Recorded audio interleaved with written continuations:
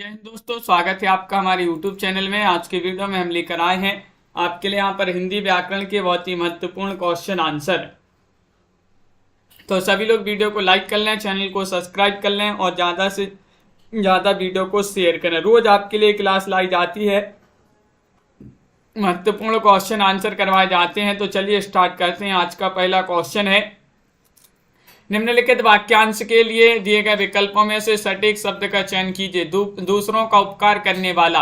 दूसरों का उपकार करने वाला के लिए आप एक शब्द में क्या कहेंगे बताइएगा। विधर्मी कहेंगे, परोपकारी कहेंगे, या फिर दुभाषिया कहेंगे, परदेशी कहेंगे, क्या कहेंगे?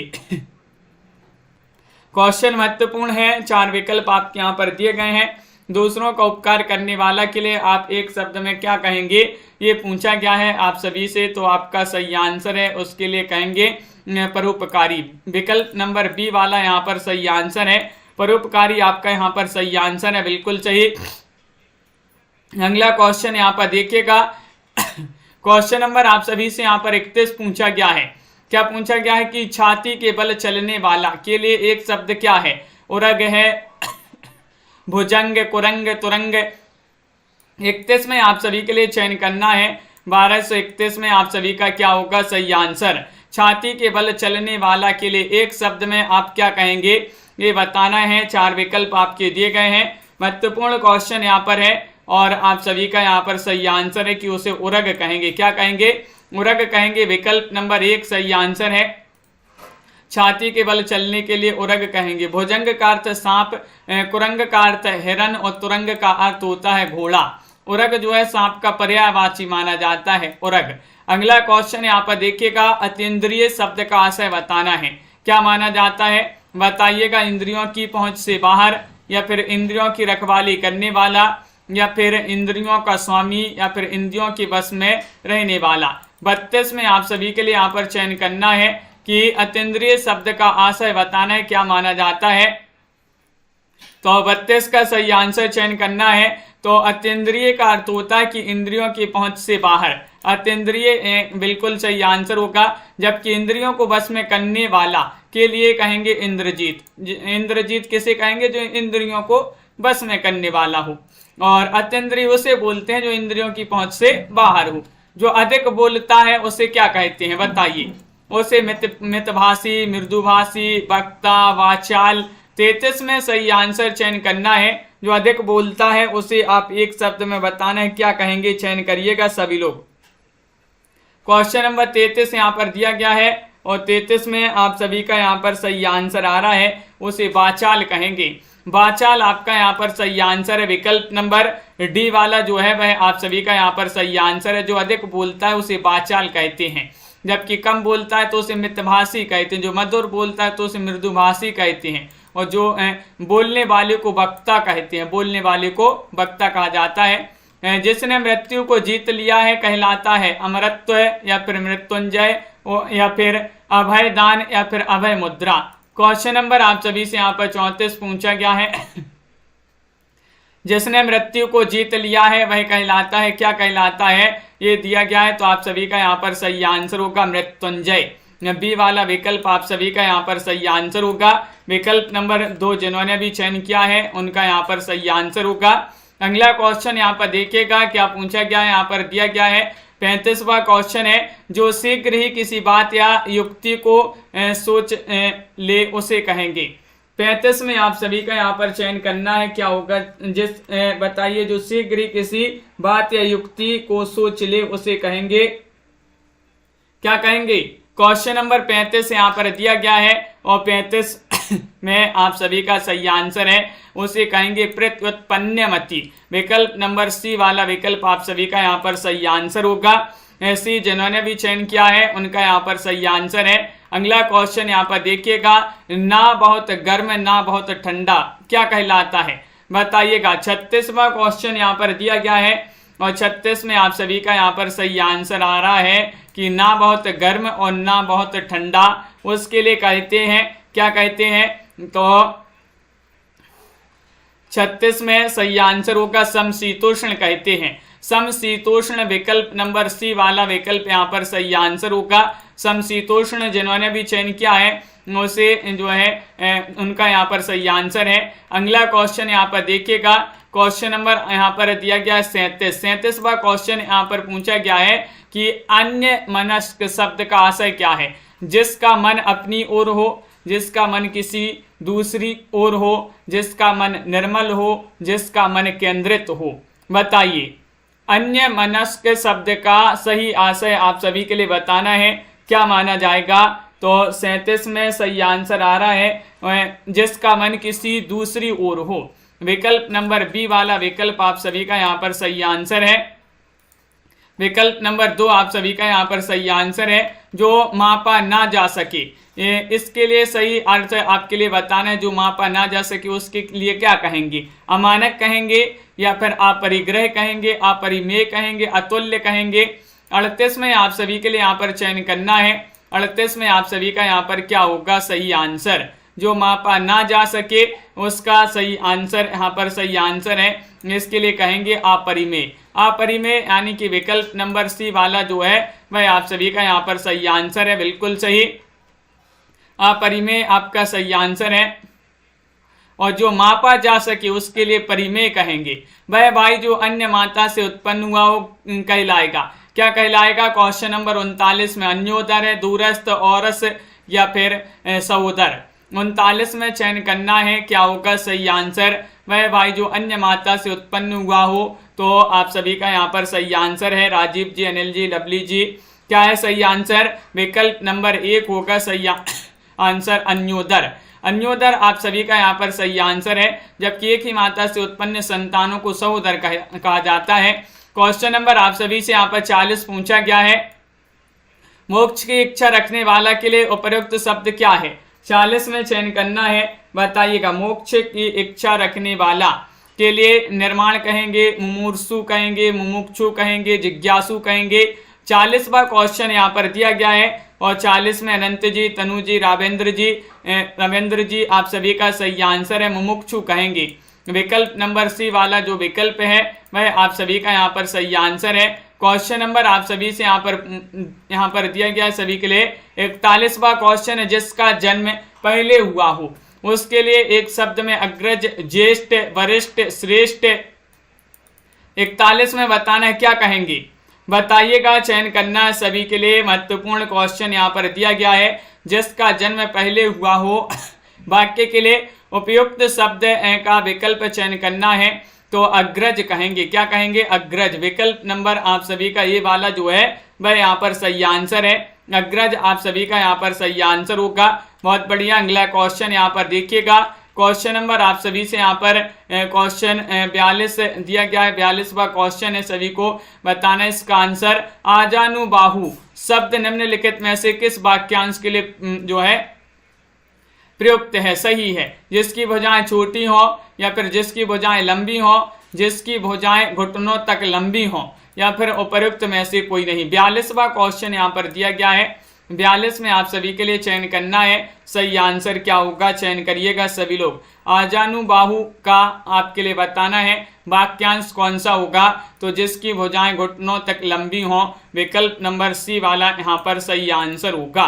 सी वाला विकल्प आप सभी का यहाँ पर सही आंसर लगाते हैं, बिल्कुल सही। अगला क्वेश्चन यहाँ पर पूछा गया है, देखिएगा। जो पूजा के योग्य हो उसे क्या कहा जाएगा। जो पूजा की योग्य हो पूजनीय कहा जाएगा, पूज्य कहा जाएगा, पूजनीय कहा जाएगा, पूजनीय कहा जाएगा। ये 4 विकल्प यहाँ पर हैं। क्वेश्चन नंबर 43 यहाँ पर दिया गया है, जो पूजा की योग्य हो उसे क्या कहेंगे।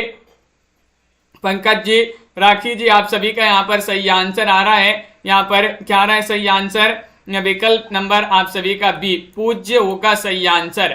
पूज्य कहेंगे उसे के लिए जो पूजा की योग्य उसे पूज्य कहा जाएगा, तो बिल्कुल सही। अगला क्वेश्चन यहाँ पर देखिएगा। क्वेश्चन आपसे यहाँ पर अगला क्या पूछा गया है, यहाँ पर देखते हैं। क्वेश्चन नंबर यहाँ पर आपका 43 हो गया। 44वां क्वेश्चन यहाँ पर दिया गया है, ये रहा क्वेश्चन नंबर 44। देखिए क्वेश्चन नंबर 44 यहाँ पर दिया गया है, यहाँ पर पूछा गया है कि वह स्त्री जिसका पति परदेश से आने वाला हो के लिए क्या कहेंगे। क्वेश्चन नंबर आप सभी से यहाँ पर 44 पूछा गया है। 44 में सही आंसर चयन करना है। क्या होगा सही आंसर, बताइए, चयन करिएगा। महत्वपूर्ण क्वेश्चन यहाँ पर दिया गया है और आप सभी का यहाँ पर सही आंसर आ रहा है। क्या आ रहा है सही आंसर? विकल्प नंबर आप सभी का यहाँ पर डी सही आंसर होगा। डी वाला आप सभी का यहाँ पर सही आंसर होगा। अगमश्चित पतिका, विकल्प नंबर आप सभी का डी वाला जो है वह यहाँ पर सही आंसर होगा।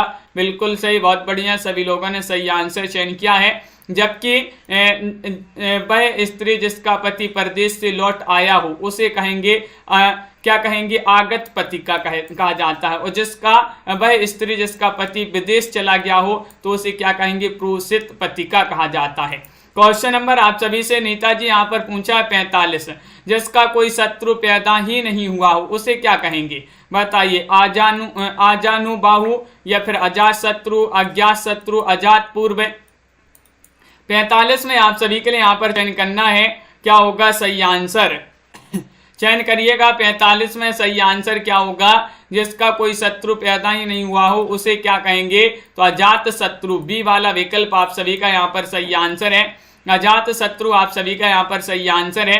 बिल्कुल सही। अगला क्वेश्चन यहाँ पर देखिएगा। कृतज्ञ शब्द का सही अर्थ बताना है। कृतज्ञ शब्द का सही अर्थ क्या होता है, बताइए।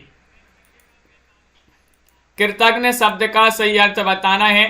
चयन करिएगा सभी लोग। महत्वपूर्ण क्वेश्चन यहाँ पर दिया गया है और आप सभी का यहाँ पर सही आंसर आ रहा है कि कृतज्ञ शब्द का जो सही अर्थ होता है वह होता है जो उपकार नहीं करता, जो किए हुए उपकार को नहीं मानता, या फिर जो शत्रु को जीत लेता, या फिर जो मित्रता को नहीं मानता। कृतज्ञ का सही अर्थ होता है जो किए गए उपकार को नहीं मानता। बी वाला विकल्प आपका सही आंसर लगा दें। बहुत बढ़िया कुमुद जी, दीपक जी, सभी लोगों ने जिन्होंने बी चयन किया है उनका सही आंसर है। अगला क्वेश्चन यहाँ पर 47वां क्वेश्चन यहाँ पर दिया गया है कि गतानुगतिक, गतानुगतिक शब्द का सही अर्थ क्या होता है? प्राचीन आदर्श के अनुसार चलने वाला, पीछे चलने वाला, अनुसरण करने वाला, या गत को नहीं मानने वाला। 47 में चयन करना है। 47 में आप सभी का क्या होगा सही आंसर? गतानुगतिक शब्द का सही अर्थ बताना है। 4 विकल्प आपके यहाँ पर दिए गए हैं और आप सभी का यहाँ पर 47 में सही आंसर आ रहा है। अंश जी, विकल्प नंबर आपका 1, प्राचीन आदर्श के अनुसार चलने वाला, ये वाला विकल्प आप सभी का यहाँ पर सही आंसर है। बिल्कुल सही। वह स्त्री जिसका पति दूसरा विवाह कर ले, उस वाक्यांश के लिए आप एक शब्द में क्या कहेंगे उसे, बताइएगा। 48 में चयन करना है। 4 विकल्प यहाँ पर दिए गए हैं। 48वां क्वेश्चन है, महत्वपूर्ण क्वेश्चन है और आप सभी का यहाँ पर सही आंसर होगा यहाँ पर विकल्प नंबर 1, यानी कि अधियोड़ा जो है वह आप सभी का यहाँ पर विकल्प नंबर 1 जो है वह आप सभी का सही आंसर होगा। अगला क्वेश्चन यहाँ पर देखिएगा क्या पूछा गया है। यहाँ पर क्वेश्चन नंबर 49 यहाँ पर दिया गया, जिसने ऋण चुका दिया हो, वाक्यांश के लिए एक शब्द में आप उसे क्या कहेंगे, बताइएगा। क्वेश्चन नंबर 49 यहाँ पर दिया गया है। महत्वपूर्ण क्वेश्चन, एक बार बस लाइक कर लीजिएगा जिन्होंने अभी तक वीडियो को लाइक नहीं किया है। बताइए, जिसने ऋण चुका दिया हो उसे एक वाक्य में आप क्या कहेंगे, एक शब्द में क्या कहेंगे, ये बताना है। तो आप सभी का यहाँ पर सही आंसर है, उसे कहेंगे सुनैना जी, विकल्प नंबर आपका बी सही आंसर है, उऋण कहेंगे। उऋण क्या कहेंगे, उऋण कहेंगे। और जिसने परीक्षा पास कर ली हो तो उसे उत्तीर्ण कहेंगे। और जिस वस्तु का वजन ना के बराबर हो तो उसे भारहीन कहेंगे। और जो वस्तु मिट्टी की बनी हो तो उसे मृण्मय कहेंगे। इस प्रकार जो है यहाँ पर चारों के आंसर बता दिए। अगला क्वेश्चन यहाँ पर देखिएगा। क्वेश्चन नंबर आप सभी से यहाँ पर पूछा गया है 50वां क्वेश्चन, दीन दुखियों को भोजन देने की व्यवस्था, वाक्यांश के लिए एक शब्द में आंसर बताइएगा। क्या होगा सही आंसर, बताइए।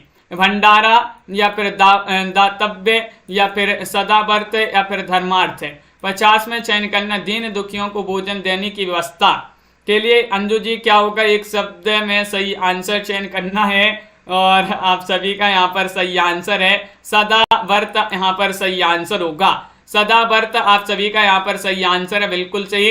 देखिएगा, दीन दुखियों को भोजन देने की व्यवस्था सदाव्रत, एक साथ बहुत लोगों के लिए भोजन की व्यवस्था भंडारा, और धर्म की प्रति किया गया कार्य तो धर्मार्थ कहा जाता है उसके लिए। क्वेश्चन नंबर आप सभी से यहाँ पर पूछा गया है 51वां क्वेश्चन की हाथी की पीठ पर रखे जाने वाले आसन के लिए एक शब्द क्या कहा जाता है? जीन, काठी, हौदा या फिर बख्तर? बताइए, हाथी की पीठ पर रखे जाने वाले आसन क्या होगा सही आंसर? हाथी की पीठ पर रखे जाने वाले आसन के लिए आप एक शब्द में कहेंगे हौदा। क्या कहेंगे? हौदा। विकल्प नंबर सी वाला जो विकल्प है वह यहाँ पर सही आंसर होगा, हौदा आपका सही आंसर है। घोड़े की पीठ पर रखे जाने वाली गद्दी को जीन कहते हैं। क्या कहते हैं? जीन कहते हैं। और लोहे के जाल का कवच को बख्तर कहा जाता है। ऊंटों, घोड़ों आदि की पीठ पर कसने की जीन जिसमें नीचे काठ लगा रहता है काठी कहलाता है। अगला क्वेश्चन यहाँ पर देखिएगा, जिसका निवारण ना हो सके उसे क्या कहेंगे? क्वेश्चन नंबर 52 यहाँ पर पूछा गया है। क्वेश्चन नंबर 52 में आप सभी के लिए चयन करना है क्या होगा सही आंसर। जिसका निवारण ना हो सके के लिए एक शब्द में आप कहेंगे अनिवार्य। विकल्प नंबर डी वाला विकल्प जो है वह आप सभी का यहाँ पर सही आंसर है। अनिवार्य आप सभी का यहाँ पर सही आंसर है। जिसका निवारण ना हो सके के लिए एक शब्द में अनिवार्य कहेंगे, और जिसका निर्णय ना हो सके उसके लिए क्या कहेंगे? अनिर्णीत। और जो विकल ना हो ज्यों का ज्यों विकल कहलाता है, जो अविकल कहलाता है, अविकल। अगला क्वेश्चन यहाँ पर देखिएगा, जल में रहने वाला प्राणी के लिए एक शब्द क्या कहेंगे? जलज कहेंगे, जलनिधि कहेंगे, जलचर कहेंगे, जलधर कहेंगे? क्या कहेंगे? बताइएगा, चयन करिएगा।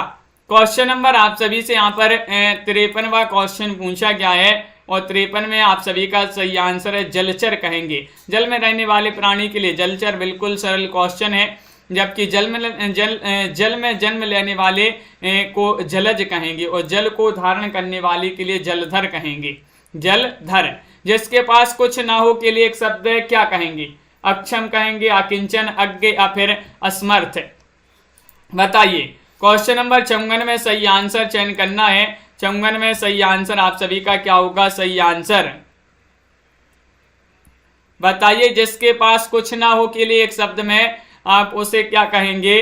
तो विकल्प नंबर आप सभी का यहाँ पर बी सही आंसर है, आकिंचन कहेंगे। आकिंचन यहाँ पर सही आंसर है। जबकि कुछ करने की क्षमता ना हो तो उसे अक्षम कहेंगे, और जो कुछ नहीं जानता तो उसे अज्ञ कहेंगे, और जिसमें सामर्थ्य नहीं है तो उसके लिए असमर्थ कहेंगे, जिसमें सामर्थ्य नहीं है। जो परीक्षा में उत्तीर्ण ना हो उसे असफल कहेंगे, अनुत्तीर्ण कहेंगे, अयोग्य कहेंगे या फिर अवनति कहेंगे? बताइए। और आप सभी का यहाँ पर सही आंसर है आनंद जी, अर्चना जी, पूर्णिमा जी। क्या होगा सही आंसर? तो जो परीक्षा में उत्तीर्ण ना हो तो उसे अनुत्तीर्ण कहेंगे। क्या कहेंगे? अनुत्तीर्ण कहेंगे। विकल्प नंबर बी वाला विकल्प आप सभी का यहाँ पर सही आंसर है। जो परीक्षा में पास हो तो उसे उत्तीर्ण कहेंगे। हमेशा रहने वाला शब्द बतलाइए, हमेशा रहने वाला एक शब्द बतलाइए। शाश्वत, समसामयिक, प्राणदाप या फिर पार्थिव? 56वां क्वेश्चन यहाँ पर दिया गया है, और 56 में आप सभी का सही आंसर आ रहा है कि विकल्प नंबर हमेशा रहने वाला के लिए तो क्या कहेंगे? 56 में चयन करना है, शाश्वत कहेंगे। क्या कहेंगे? शाश्वत कहेंगे, बिल्कुल सही। एक ही समय में परिवर्तन, समसामयिक कहेंगे। एक ही समय में परिवर्तन। प्राण देने वाली औषधि को प्राणदा कहेंगे। और पार्थिव किसके लिए कहते हैं? पार्थिव कहते हैं जो पृथ्वी से संबंधित हो, जो पृथ्वी से संबंधित हो तो उसे पार्थिव कहेंगे। अगला क्वेश्चन यहाँ पर देखते हैं क्या दिया गया है। क्वेश्चन आपका यहाँ पर है क्वेश्चन नंबर अगला, यहाँ पर देखिए। यहाँ पर आपका अब जो है मुहावरे और लोकोक्ति प्यार आ गए हैं, तो चलिए देख लेते हैं, मुहावरों को पढ़ लेते हैं। तन पर नहीं लत्ता, पान खाएं अलबत्ता। इस लोकोक्ति का अर्थ बताना है, क्या होगा? झूठा दिखावा करना, शौकीन व्यक्ति, अभावग्रस्त जीवन या फिर कथनी करनी में अंतर। मुहावरे लोकोक्तियों से संबंधित महत्वपूर्ण क्वेश्चन होंगे। जल्दी से एक बार बस लाइक कर लीजिएगा जिन्होंने अभी तक वीडियो को लाइक नहीं किया है। हिंदी साहित्य में टॉप 3000 प्रश्न की पीडीएफ जिनके लिए भी चाहिए वो संपर्क कर सकते हैं। नंबर स्क्रीन पर चल रहा है। मात्र 199 रुपए में तन पर नहीं लत्ता, पान खाएं अलबत्ता, झूठा दिखावा करना। विकल्प नंबर 1 आप सभी का यहाँ पर सही आंसर है, बिल्कुल सही। अब लोकोक्ति किसे कहते हैं, देखिएगा लोकोक्ति को पढ़ लेते। किसी विशेष स्थान पर प्रसिद्ध हो जाने वाले कथन को लोकोक्ति कहते हैं। दूसरे शब्दों में या यूं कहें, जब कोई पूरा कथन किसी प्रसंग विशेष में उद्धृत किया जाता है तो लोकोक्ति कहते हैं। लोकोक्ति शब्द जो है लोक धन उक्ति शब्दों से मिलकर बना है, जिसका अर्थ है लोक में प्रचलित उक्ति या कथन। अगला क्वेश्चन यहाँ पर देखिएगा, क्वेश्चन नंबर आप सभी से यहाँ पर 58 पूछा गया है। स्वार्थी व्यक्ति की मित्रता अल्पकालिक होती है, इस अर्थ के लिए इनमें से लोकोक्ति बताना है। एक ही लाठी से सबको हाँकना, या फिर एक तो करेला दूसरा नीम चढ़ा, ओछे की प्रीत बालू की भीत, या फिर घर पर जोगी जोगना आन गांव, घर का जोगी जोगना आन गांव का सिद्ध। बताइए क्या होगा सही आंसर, चयन करना है, क्वेश्चन महत्वपूर्ण है। और आप सभी का यहाँ पर बबीता जी सही आंसर है, अब्रल सोनी जी। क्वेश्चन नंबर 58 में चयन करना है, सी सही आंसर है कि ओछे की प्रीत बालू की भीत आप सभी का सही आंसर होगा। स्वार्थी व्यक्ति की मित्रता अल्पकालिक होती है, इस अर्थ को प्रयुक्त जो लोकोक्ति है ओछे की प्रीत बालू की भीत आपका सही आंसर है। एक ही लाठी से हाँकना, तो इसका अर्थ ये होता है कि सभी को एक जैसा समझकर व्यवहार करना। एक तो करेला दूसरा नीम चढ़ा, इसका अर्थ होता है कुटिल स्वभाव वाले मनुष्य बुरी संगत में पड़कर और बिगड़ जाते हैं। घर का जोगी जोगना आन गांव का सिद्ध, इसका अर्थ होता है अपने गांव घर की अपेक्षा अन्यत्र अधिक सम्मान।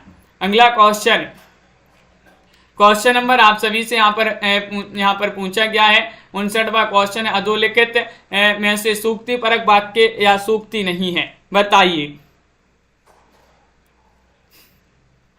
क्या होगा सही आंसर, बताइएगा, चयन करिएगा सभी लोग। यहाँ पर 59वां क्वेश्चन है, अग्नि स्वर्ण को परखती और संकट वीर पुरुषों को, अज्ञान से बढ़कर कोई अंधकार नहीं है, अंधे की लकड़ी, सांच बराबर तप नहीं, झूठ बराबर पाप, जाके हृदय सांच है ताकि हृदय आप।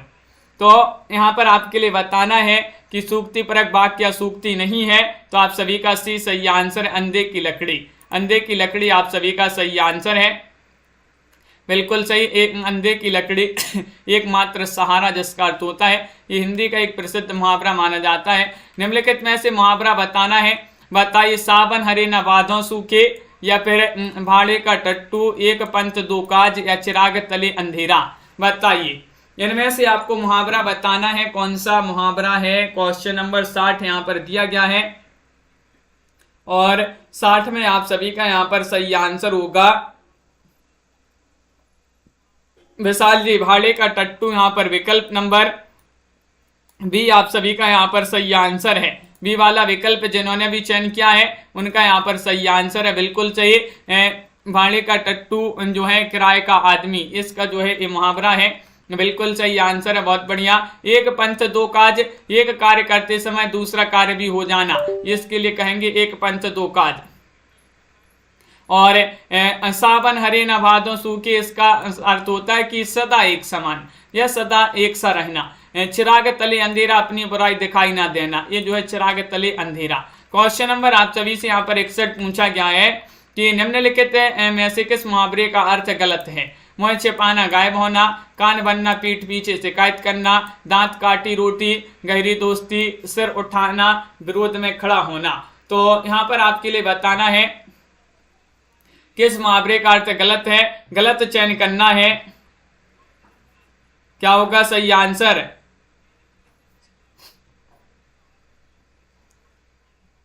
और आप सभी का यहां पर सही आंसर आ रहा है,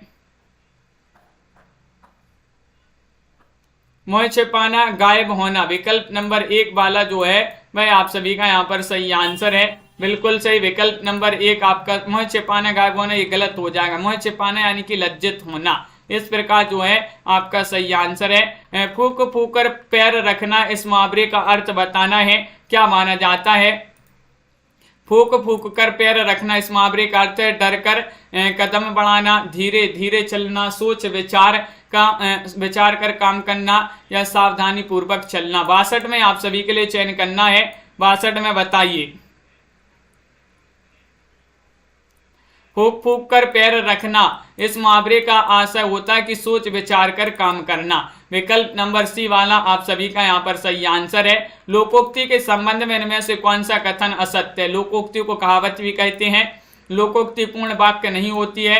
लोकोक्ति में अभिधेयार्थ और व्यंग्यार्थ दोनों होते हैं। लोकोक्ति स्वाभाविक कथन पर आधारित होती है। तो लोकोक्ति के संबंध में असत्य कथन बताना है, तो क्वेश्चन महत्वपूर्ण है। क्वेश्चन नंबर 63 यहाँ पर दिया गया है और लोकोक्ति के संबंध में असत्य कथन है कि लोकोक्ति पूर्ण वाक्य नहीं होती, ये वाला असत्य हो जाएगा। बिल्कुल सही, विकल्प नंबर बी आपका सही आंसर है। लोकोक्ति के पीछे कोई कहानी या घटना होती है जो है ये कथन सत्य है। लोकोक्ति वाक्यांश ना होकर स्वतंत्र वाक्य होती है। लोकोक्ति में पूरे कथन को किसी विशेष प्रसंग से उद्धृत किया जाता है। लोकोक्ति एक प्रकार से कहावत भी होती है। लोकोक्ति में अभिधेयार्थ और व्यंग्यार्थ दोनों होते हैं। लोकोक्ति जो है स्वाभाविक कथन पर आधारित होती है। हाथ कंगन को आरसी क्या? इस लोकोक्ति का अर्थ बताइए। अहंकार की बातें करना, शक्तिमान की विजय, प्रत्यक्ष के लिए प्रमाण क्या, या सिद्धांतहीन मनुष्य। 64 में चयन करना है, महत्वपूर्ण क्वेश्चन है। हाथ कंगन को आरसी क्या? इस लोकोक्ति का अर्थ बताना है। तो 64 में आप सभी का सही आंसर प्रत्यक्ष के लिए प्रमाण क्या? विकल्प नंबर आप सभी का यहाँ पर सी सही आंसर होगा। सी वाला विकल्प आपका सही आंसर है पंकज जी। यहाँ पर अगला क्वेश्चन, यहाँ पर एक क्वेश्चन जो है अपना ये वाला थोड़ी सा कैसा है, गड़बड़ लग रहा है। निम्नलिखित में से मुहावरा बताना है। यहाँ पर पूछा गया था कि मुहावरे कौन से, तो यहाँ पर तो सभी जो है मुहावरे लग रहे हैं। सावन हरे नभादों सूखे, बाड़े का टट्टू, एक पंथ दो काज, चिराग तले अंधेरा, सभी जो है यहाँ पर मुहावरे हैं। इसमें ये क्वेश्चन जो है थोड़ी सा गड़बड़ हो गया है। 60 में तो सभी आपका यहाँ पर सही आंसर, इसको सुधार लें। आगे बढ़ते हैं तो क्वेश्चन नंबर आप सभी से यहाँ पर पूछा है।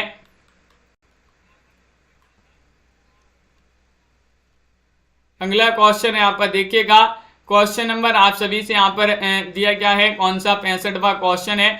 निम्नलिखित प्रश्न में 4 विकल्पों में से उस विकल्प का चयन करिएगा जो दी गई लोकोक्ति का सही अर्थ हो। यानी कि आग लगनते झोपड़ा जो निकले सो लाभ। बताइए, नुकसान होते होते जो कुछ बच जाए वही बहुत है। बहुत बड़ कर बातें करना, उद्योगी को ही धन मिलना, या फिर लेने का देना। यहाँ पर आपसे पूछा इसका अर्थ बताना। आग लगनते चोपड़ा जो निकले सो लाभ, इसमें आपका इसका अर्थ बताना है।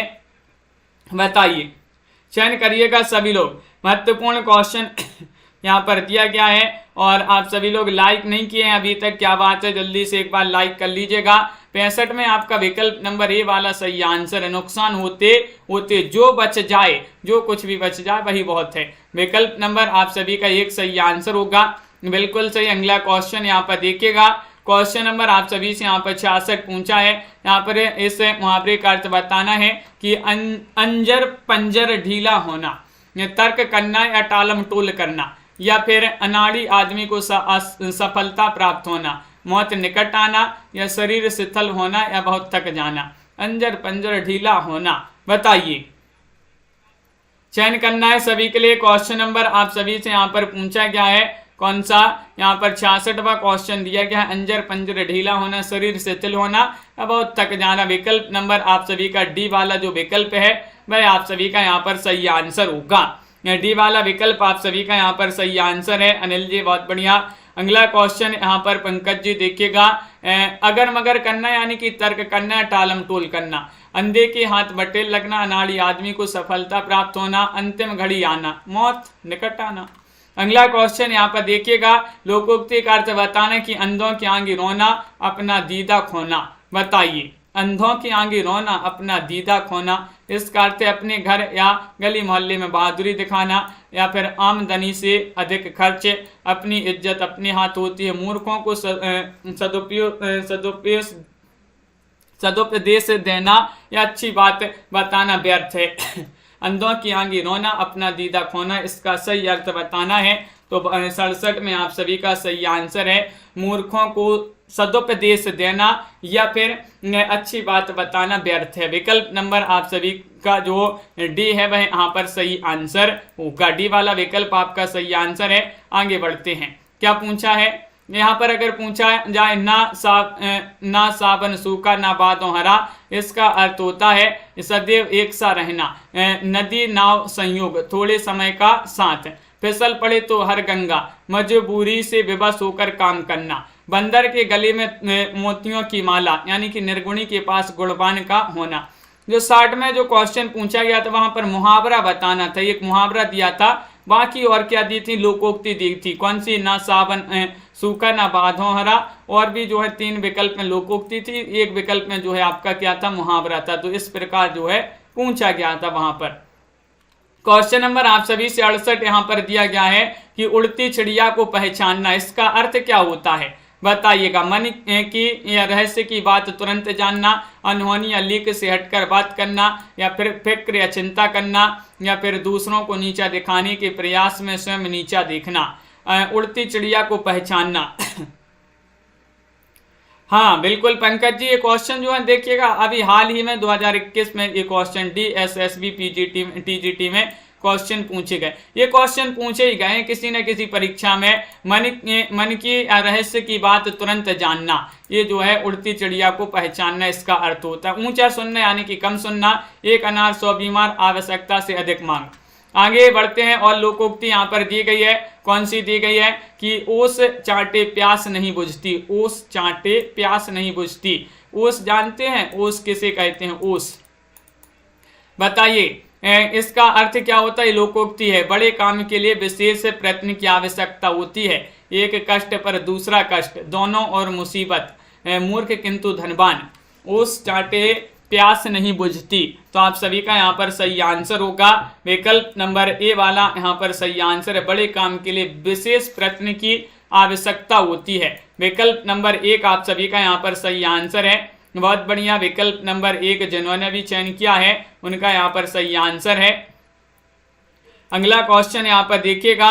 क्वेश्चन नंबर आप सभी से यहाँ पर पूछा गया है कौन सा, यहाँ पर अगर पूछा जाए किसी का घर जले कोई तापे, किसी का घर जले कोई तापे, दुखी किसी के दुख में किसी का खुश होना, ये जो है इसका अर्थ होता है। जबकि कूट के बल बछड़ा कूदे यानी कि दूसरे के बल पर काम करना। गई मांगने पूत खो गई, खो आई भरतार। थोड़े लाभ के चक्कर में अधिक नुकसान। गोद में लड़का सर में डिंडोरा, वस्तु के पास हो लेकिन उसकी तलाश दूर तक हो। अगला क्वेश्चन यहाँ पर 70वां क्वेश्चन दिया गया है। देखिए निम्नलिखित में से यहाँ पर भी लोकोक्ति दी गई है। अब की अब, जब की जब के साथ, इसका अर्थ क्या होता है बताइए। बिल्कुल अंश जी, अपन देखते हैं जो है ठंडी में जो कोहरा होता है, जो कोहरा जो है कोहरा होता है, और जो ठंडी में सुबह सुबह अपन उठते हैं तो जो बूंद होती है, जो उसकी बूंदें गिरती हैं, अपन बोलते हैं ना कि ओस गिर रही आज, तो जो पानी गिरता है थोड़ी थोड़ी सा, वही जो है उसी को ओस बोलते हैं। यहाँ पर आपके लिए बताना है अब की अब, तब की अब की अब, जब की जब के साथ। इसका अर्थ आपके लिए कमेंट में बताना है इसका सही अर्थ क्या होगा। क्वेश्चन महत्वपूर्ण है, आंसर कमेंट में आप जरूर बताएंगे। और आज के वीडियो में बस इतना ही। तो वीडियो को सभी लोग लाइक कर लीजिएगा, चैनल को सब्सक्राइब कर लें और ज़्यादा से ज़्यादा वीडियो को शेयर करें। आप सभी को बता दें कि हिंदी साहित्य में टॉप 3000 प्रश्न की PDF जो है मात्र 199 रुपये में अभी आप सभी के लिए मिल रही है। नंबर स्क्रीन पर चल रहा है, संपर्क कर सकते हैं। और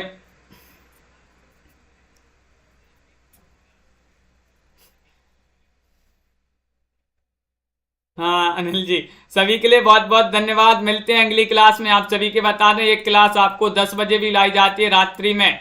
10 बजे वाली क्लास में सभी लोग जुड़िएगा। सभी लोगों के लिए जुड़ना है 10 बजे वाली क्लास में। जो अभी तक नहीं जुड़ते थे सभी को बता दें हिंदी साहित्य की एक रात्रि में 10 बजे क्लास होती है। महत्वपूर्ण क्वेश्चन करवाए जाते हैं। आज के वीडियो में बस इतना ही। मिलते हैं अगली क्लास में। लाइक शेयर अवश्य कर लेंगे जिन्होंने अभी तक वीडियो को लाइक शेयर नहीं किया है। बहुत बहुत धन्यवाद। जय हिंद।